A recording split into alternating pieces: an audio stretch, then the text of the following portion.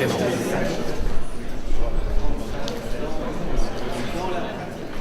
C'est d'abord favoriser effectivement la participation citoyenne, puisque particulièrement en Belgique, depuis quelque temps, les gens veulent de moins en moins s'investir en se disant ça sert à quoi, c'est toujours la même chose, ça tourne toujours en rond. Et donc là, il nous semblait important de trouver des mesures pour favoriser cette participation et sortir en même temps de la caste politique, avec des mesures qui peuvent être aussi radicales qu'avoir un seul mandat et il n'y en a pas d'autre derrière, d'accord ? Puisque aujourd'hui, le problème, on s'installe et puis on reste jusqu'à sa pension avec toutes les dérives que ça peut amener. Le participatif, parce que les solutions viendront aussi du citoyen. Et on a le droit, et même le devoir, si je peux dire, de s'impliquer et de choisir soi-même et de réfléchir soi-même à ce qui est pertinent et comment faire. Les démocraties sont devenues fallacieuses. C'est un système particratique qui s'est installé, donc avec des rouages de communication qui fait que la capacité de dialogue et de réflexion, elle est vraiment atténuée. La capacité, l'intelligence collective, elle est extrêmement réduite, finalement. Donc, le constat est que le marketing a un poids démesuré aujourd'hui et qu'il favorise énormément de travers du système capitaliste lui-même, le besoin de produits dont on n'a pas vraiment besoin, l'accaparation matérielle, la vanité ou l'ego qui est véhiculé par la possession. Et j'ai l'impression que si on éduque, une façon de contrer ce problème-là, c'est d'éduquer les gens sur l'outil marketing. Personnellement, ça me donne beaucoup d'énergie et ça me donne le courage de continuer. Je pense que c'est aussi un exercice d'intelligence collective. On enrichit les idées l'un de l'autre. Il y a des contacts qui sont très intéressants. Donc oui, je pense que ce genre d'initiatives font une différence. Ce qui va se passer, j'espère que ça a donné des connexions supplémentaires. Et les médias sont présents, ils ont relayé Albert Jacquard, ils ont relayé les green tech ou la finance hier. C'est quand même des approches extrêmement différentes d'une même question fondamentale. Quel est l'avenir? Quelle civilisation voulons-nous créer demain matin? Il ne faut pas tarder trop longtemps quand même. Vraiment cet enjeu d'agroécologie, de permaculture, c'est quelque chose qui est fort relevé dans l'atelier, qui sont des techniques fort mises en avant, qui sont des techniques mais aussi une philosophie de production agricole et de tout ce qui est lié aux politique socio-économique aussi derrière. What I'm really also struck by is how our intellectual, analytical and experiential tree is shaking. Every leaf is shaking. And that suggests to me when all those leaves on a tree and of a branch, and I'm using the metaphor, are shaking, that it is the roots that are the problem. And it is the root causes of our problems that we have to address.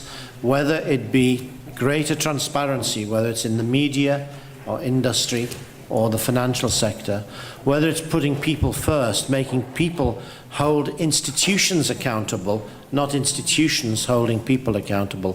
I think the same issues, the same root causes hold absolutely true. Il y a à peu près 200 personnes tous les jours pendant 4 jours, peut-être pas les mêmes tout le temps, mais en moyenne. Il y a des gens qui consacrent du temps, ça veut dire qu'il y a des personnes qui ont une conviction forte.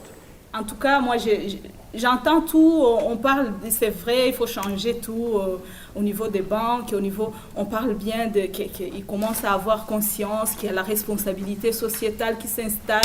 Mais la responsabilité sociétale des banques, c'est pas boire le café équitable. Je suis désolée. Il y a des multinationales aussi qui sont dans cette mouvance-là des responsabilités sociétales, mais qui disent on a autant de millions, on a gagné autant de millions cette année et on va, par exemple, donner, je ne sais pas moi, 10 millions pour l'éducation des enfants en Afrique. Cette initiative jette des ponts entre 3 sphères qui se sont de plus en plus écartées, de plus en plus séparées, alors qu'en fait, il faudrait les approcher de manière globale, systémique. Ces 3 sphères sont la finance, l'économie et l'écologie.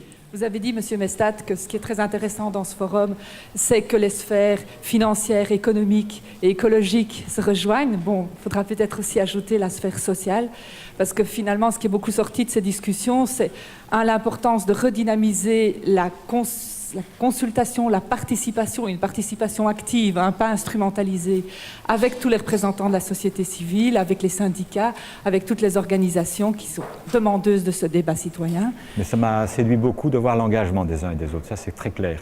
Qu'on soit dans le monde de l'entreprise, de la finance, le monde des ONG, le monde de l'éducation, il y avait un engagement. Et c'est ça qui est le commun dénominateur, à mon avis, à toutes les personnes qui étaient présentes, même s'il y a plusieurs vérités. Mais je pense que nous ne sommes pas parvenus à nous mettre d'accord, par exemple, sur l'idée qu'il fallait qu'il n'y ait plus que des médias horizontaux. Hein. Donc ce serait quand même l'idée qu'au fond, il y a un intérêt à avoir des médias de structures différentes. En tout cas, c'est ce qu'on demande a priori du paysage médiatique. On sait bien qu'il y en a qui sont un peu plus de gauche, de droite, un peu plus engagés, un peu moins, etc. Mais en tout cas, et peut-être c'est pas juste l'histoire d'un seul journal, mais c'est dans le paysage médiatique, par exemple des grands journaux, qu'il y a un contrôle, que ce soit bien équilibré, quoi. Est-ce qu'on peut avoir des bonnes nouvelles de temps en temps? C'est-à-dire, est-ce que les médias peuvent consacrer une partie de leur information à être une sorte de graine de changement, de reporter d'espoir pour donner aussi des informations positives, pour pouvoir faire bouger les choses? Ce qui ne se passe pas suffisamment, c'est qu'en termes d'image, on continue à nous faire croire que tout se passe bien. Donc c'est toujours cette histoire d'indicateur. Une autre anecdote, hier, je me promenais dans les Fagnes avec une amie et il se fait qu'il y avait le Grand Prix de Formule 1 hier. Et donc les Fagnes, c'est proche. Elle a un coup de fil cet après-midi. C'est un de ses collègues indonésiens qui lui disait qu'il était en train de regarder la Formule 1 à la télé en Indonésie. Je pense que lorsque un ministre se réjouit ce matin à la radio pour dire que ça fait partie de l'image de la Belgique, il faut que la Belgique ait une image internationale importante, je pense qu'il se plante profondément. Pourquoi ? Parce que l'image que l'on donne de cette consommation débridée, qui n'a plus aucun sens pour moi, des voitures qui tournent en rond le plus rapidement possible, c'est l'expression de cette société qui va dans le mur, mais droit dans le mur, à une vitesse la plus rapide possible.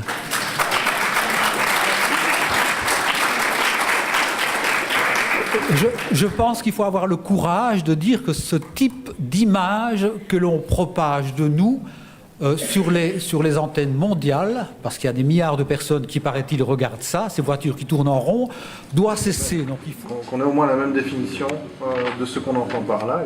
C'est clair qu'ici on doit bouger tous ensemble et en même temps, et que là où chacun se trouve, il va pouvoir enclencher les leviers qui sont à sa disposition. D'où l'importance que l'institution publique se présente, les institutions publiques, les ONG, mais également les entreprises, parce que la dimension économique, elle est à la fois locale, mais elle est devenue de plus en plus globale, avec le monde de la multinationalité. Et là, il y a des enjeux terrifiants parfois. Parce que moi, je regarde les rapports annuels des banques, et souvent, je reste sur ma faim, parce qu'on parle beaucoup des effets directs, beaucoup moins des effets indirects. Or, c'est évidemment là que réside le problème. Je m'excuse, c'est peut-être choquant pour d'aucuns, mais la banque de toute éternité, depuis qu'elle existe, c'est un métier de l'argent. Et ça provoque des tentations auxquelles il est extrêmement difficile de résister. Dans toute l'histoire, on le voit bien. Donc je pense que la banque, la première chose, c'est qu'elle doit être extrêmement régulée. Au niveau européen, il y a une directive qui s'appelle MiFID pour Market in Financial Investment Directive. Cette directive est censée protéger le consommateur. Malheureusement, elle est très mal appliquée. Et de toute façon, elle ne couvre pas les produits d'assurance suite au lobbying intense et réussi à leur niveau, en tout cas, des assureurs. Donc il faut absolument appliquer ces mesures qui dérangent les banquiers, mais il faut également les élargir aux assureurs.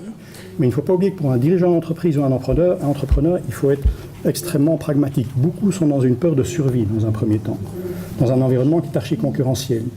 Il y a une étude qui a été faite par l'université de Wharton aux États-Unis qui a montré, sur 100 entreprises, qui a montré que les entreprises qui avaient développé, cette mindset, cette compréhension plus large que la raison d'être n'est pas la maximisation du profit, mais qui avaient véritablement développé une conscience d'aligner en permanence, de chercher à aligner en permanence les intérêts de tous les stakeholders,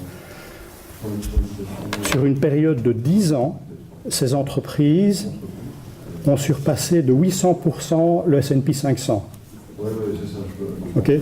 Quand vous expliquez ça à un patron, il est prêt à écouter. J'ai déjà participé à une séance plénière aussi sur l'accès à la terre, justement sur le thème de l'accaparement des terres à grande échelle. C'était à Bruxelles et c'était aussi très intéressant, mais ce n'était pas sous forme d'atelier, de débat, où vraiment il y a une contribution personnelle, une synergie des efforts, toutes les personnes qui sont là et qui font vraiment émerger des idées concrètes où on se dit ça peut peut-être faire bouger les choses.